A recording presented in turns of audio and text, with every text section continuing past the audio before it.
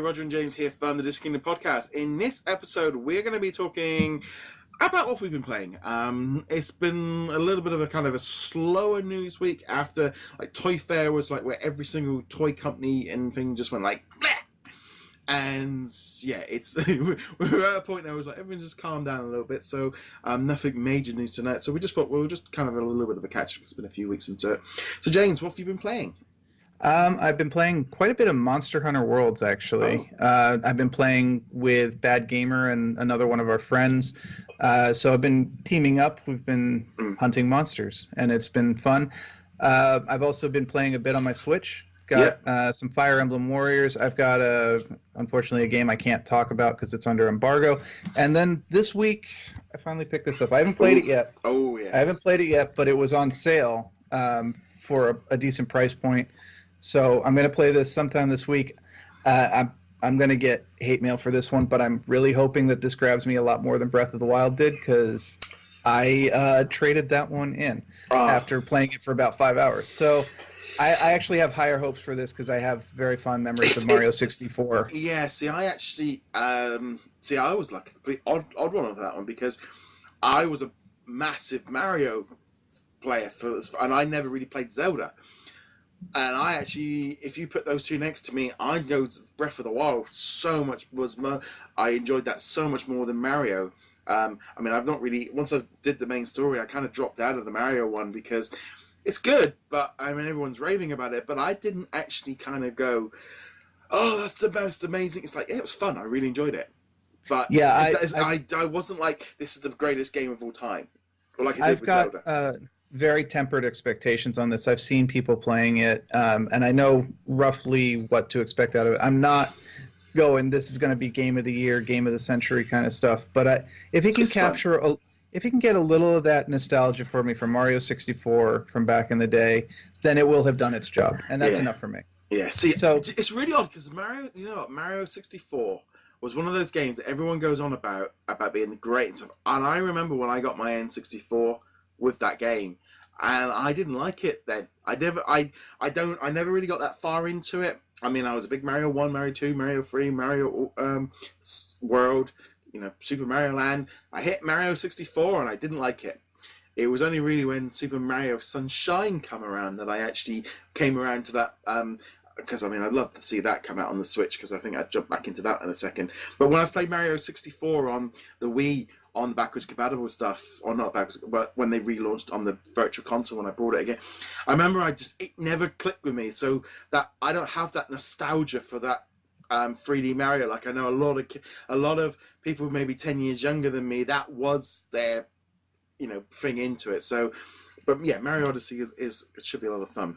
Yeah, and I'll add on to this. I grew up with Super Mario Brothers, the original Nintendo, and then Super Mario World and all that stuff. So for me, that still is like the prototypical Mario game, the side-scrolling adventure, Super Mario Maker, whatever. I never played Mario Sunshine or Galaxy 1 or 2, so 64 was really the last one I experienced before this one, so I don't have any of the innovations, the changes that have been made since then. But anyway, that's enough about Mario. Roger, what have you been playing? This week, I have been playing Celeste, and you'll be seeing the video game footage of this. This game was one that wasn't on my radar until suddenly IGN gave it a 10, and then every single podcast I listened to have been raving about this game, about how great it is.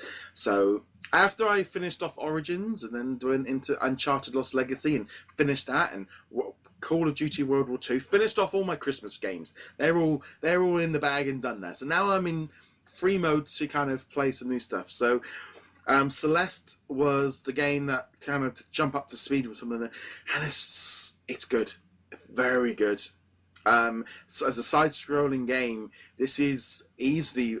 I mean, it's very hard. I mean, you do a level, and it's that thing of you die 255 times or 300 times, and it's like, if you say that in a normal sense, most people would be like, it's rage-inducing, or it is, why on earth are you dying that badly that you have to keep doing this? You're awful at the game. Like, no, you will literally you will try and get a jump, and you die, and you've got to get to the other side, and it's set up a little screen, so it's so easy to do. But then at the same point, and this is the thing I love about it, you're stuck there, and you've died 10, 15 times.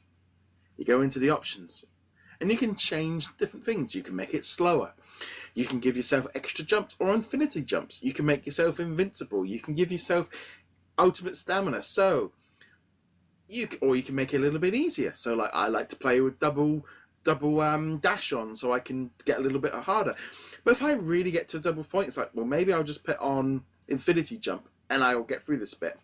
I don't like doing I will do invincibility when I want that strawberry, or I've been stuck here for 25 deaths and it's that weird thing of going, I'm that feeling of I'm getting frustrated, so I'm just gonna cheat, get through it, and move on and enjoy the game, and get to level. I'm on level chapter 5. Had they not had this option, I probably never would have got past chapter 2, and I'm enjoying the fact that I can actually just like let my rage and just kind of go, yeah, move along and carry on the game. I mean, even there was one level where I had, I think I was invincible, and I still found it hard.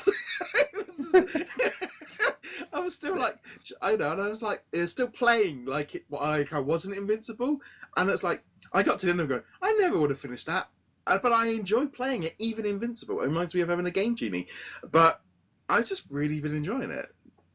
It sounds a lot to me. I haven't played it. It sounds a lot to me like, say, the Disney Afternoon Collection that we talked about a year ago, where back in the day they were Nintendo hard. They were very difficult games.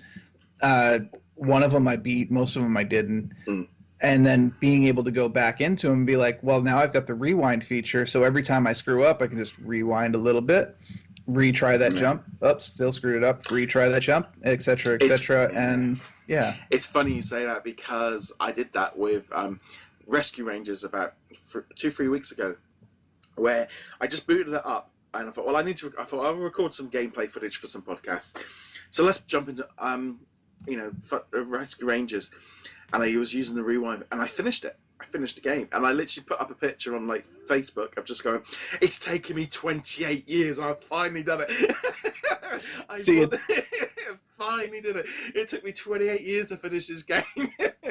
See, it's really funny for me because I didn't play Rescue Rangers as a kid. I loved the show, but I never played the Nintendo game, or if I did, it was like a rental from Blockbuster, so I only had it for a couple days. And so I finally played Rescue Rangers in the Disney Afternoon Collection. I'm like, and I beat it on the first try. I'm like, oh, that wasn't so bad at all. And then I'm kind of going, yeah, but how many times did you use the rewind feature? I'm like, yeah, I'm kind of glad the game doesn't tell you how many times you use the rewind, because my sense of accomplishment would have kind of gone. Do you know what I did when I finished Rescue Rangers? I was so happy, because it was almost like that thing of like, I finished a game that I started when I was 10 years old, and I finally finished it. And I finished it in like 30 minutes, because it's like rewind, get hit, rewind, hit, and it's like you got to that point of like, and now I want to go through some of the other ones. But it's actually this weird thing as well. We got Mega Man Legacy Collections coming to Switch in May, and it's going to have the rewind feature in it. And I'm like, I just remember being stuck on these Mega Man games on my Game Boy, and I'm like, I'm in, because this thing about making Celeste falls into this thing of, and I think I would have done more with Super Meat Boy. That's why I didn't bother picking it up on the Switch. Was this like, make it easy, and it's like Celeste, they were on about like making it easy. They didn't. Some people are, you're gonna have hardcore people there going, you should just leave it on default, and that's the real accomplishment because they want it to be hard. It's like, it is, but you don't. If you're not maybe. If you just want to have some fun and enjoy it, it's like Celeste. I will play through this entire game from start to finish. And it's like Cuphead. It's a game I really want to jump into, but it's so hard. And I will probably never see the end of it. Whereas at least with Celeste, I will get through. I know I will finish this game. Yeah, I could just whack it onto infinity with infinity jumps, and I'll probably run through the game in a few hours. But I will, once I get through to a particular zit that I'm finding hard, I will drop back the difficulty section a little bit, because it's like I don't really want to go through the whole thing on full on infinity and infinite jumps, because I'm not really experiencing the game at this point. But it's fun to have this stuff, and games that these side scrolling games, the Switch is just killing it with this stuff. Yeah, and I think what you were getting at here, which is that these games of this type, Cuphead, Super Meat Boy, Celeste, Ori and the Blind Forest, all these games, they really do benefit from having the ability to let you as the player or me as the player decide how difficult we want them. Or, in the case of, say, Cuphead or whatever, it would benefit greatly from having this. I did not buy Cuphead because it is one of the few games that I've actually rage quitted from just watching other people play it. There was someone, I think it might have been on the Res TV, where they were playing Cuphead, and I was getting so frustrated for them that I could not watch it anymore, so let alone me playing it. Yeah. But if I had that option to rewind or play in easy mode, I probably would have gotten it just because it's such a beautiful game. Yeah. I really feel like, for me, like this, like the 2D platformer is, this whole thing of it being retro, it's kind of gone past that now, because things like Shovel Knight and Super Meat Boy and Celeste are showing that you can create a brand new version of these. I mean, I wanted to try like Monster Boy as well. And these are doing incredibly well on the Switch, even though many of them are available on other consoles, because the Switch is just, and you sat there on the couch playing Celeste, and or on the big screen. I mean, it doesn't look quite so. It looks better on handheld than it does on the big screen because it's so blocky. But things like this are working. I was going to pick up Bayonetta, the combo pack, but the store didn't have it when I was in the store, and I just like, I'll just play Celeste a bit more. And I was playing some Split Second, which we talked about earlier this week. It was this kind of thing of, because I'll play a bit of Bayonetta, and then we got the new Kirby game coming out in a couple of weeks, and I've never played a Kirby game. And again, it's a side-scrolling game on the Switch that I'm probably gonna. It's that kind of weird thing of like, I'm not very good at these, I'm not great at platformers, but it's that thing of, I think that is what video games started with, and I still love that part of that being. They just got better over years. Yeah, and I mean, these games like Celeste kind of act as reminders of where we've been, where we've come from, but also how things have changed. Because, frankly, based on what I've seen from watching other people play, Celeste couldn't have existed in the Nintendo era. No. I mean, it would just not have worked, even necessarily on the Super Nintendo. And yes, you could tone down the graphics so that they're not as nice as they are in the system, but just the gameplay wouldn't work. You don't have the ability to control it as well on a Super Nintendo controller as you do with modern systems. And it's one of those things where you do have to go back and play original Super Nintendo to remind you, yeah, these controls weren't as responsive as we like to think they were. No. So it's just been good. So it's the last. I feel like this, like especially like 2018 for me, I have been jumping from all over the place in terms of games. I did try firing up Kingdom Hearts the other day and did like an hour of the original game, and it just was rage infuriating of running from world to world trying to work on like, what do I'm reading the FAQ going, what do you want? I need to do this, but there's no. I need to find Maestro, and I'm going from world to world to world to world to world to world, and like I just want to get. I've wasted an hour doing this, and I've got nowhere. I've been to Winnie the Pooh. I've been to all these different lands, and I've got nowhere. And it's like, I can put this hour to better use in a new game and play something fresh. And I do like these kind of games where I play 7, 8, 10 hours and I'm done and I move on. Like Call of Duty and Lost Legacy were two prime examples of two games. Play for a week and move on. And it was great. Yeah. And Split Second, I mean, whether or not I jump back into Split Second, I don't think I will, because I'd easily put in 5 hours this week. But we got Brave, we got Bayonetta. I think once I'm done with Celeste, I might pick up Bayonetta. It depends on Brave, might tide me over to Kirby kind of thing. I just feel like I need every couple of weeks I need something different, and Disney certainly ain't providing that. I find we've talked about this plenty of times. So I find as I get older, the 40-hour, 100-hour gameplay experience just doesn't do it for me. I get distracted. I forget where I'm at. All of a sudden, I don't remember what I'm supposed to do. Whereas a game like Split Second or Celeste, which is over in a handful of hours, I can concentrate on it, maybe do it in 2 or 3 play sessions, and then I can move on to something else. It's truly disposable media, which is good from our perspective, maybe not so good from a developer's perspective because they want you to keep playing, but Yeah, I think like as well as like something like Assassin's Creed Origin, which took me like a month to complete.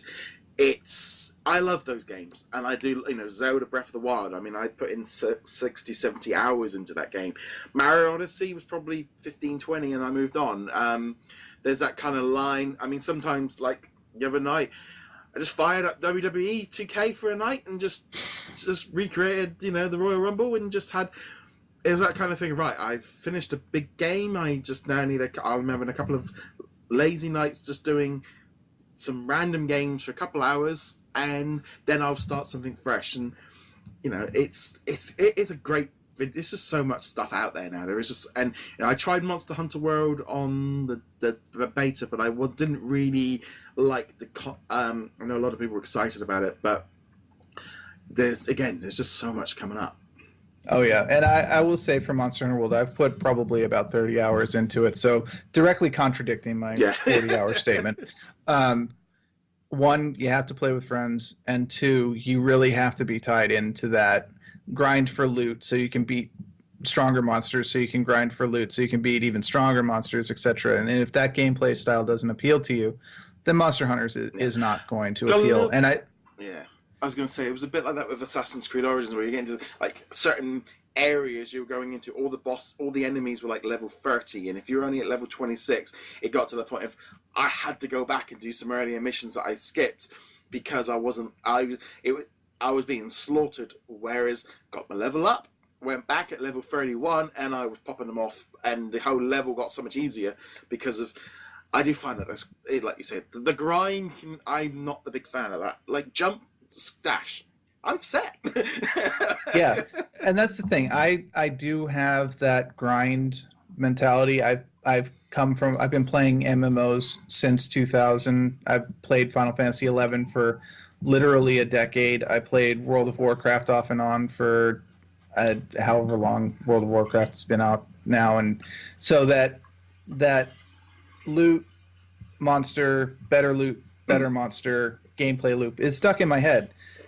But if it's not, for say you or for other gamers who didn't grow up with that kind of mentality, then this game, no matter how awesome it is not going to be for you. So, See, I love, and that's the way it is. There's that thing of that accomplishment of seeing credits. There's that feeling of like you see the credits, and it literally for me is credit, disco, game gone. That is literally the minute I see those. We're bringing out DLC and all the rest of it. It's like, no, the game's done. I'm moving on. I'm completed. I've seen the credits.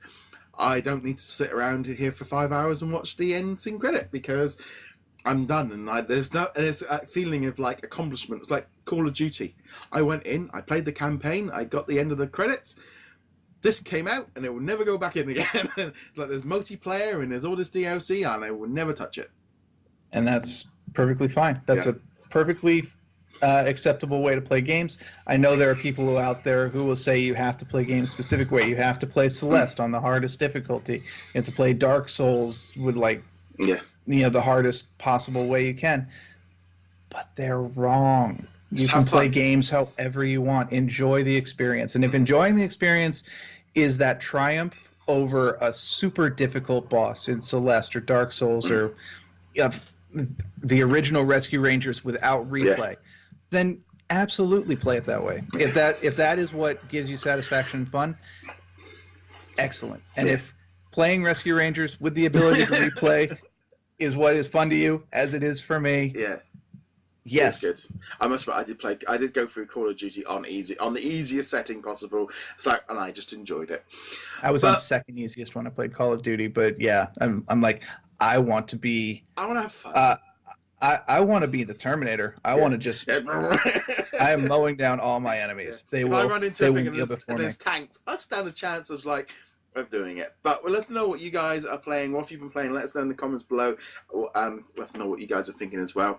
As per usual, go check us out over at DisKingdom. You can find us on all the audio and video platforms, including YouTube, Twitch, iTunes, Podcasts, Stitcher, etc. James, where can they find you?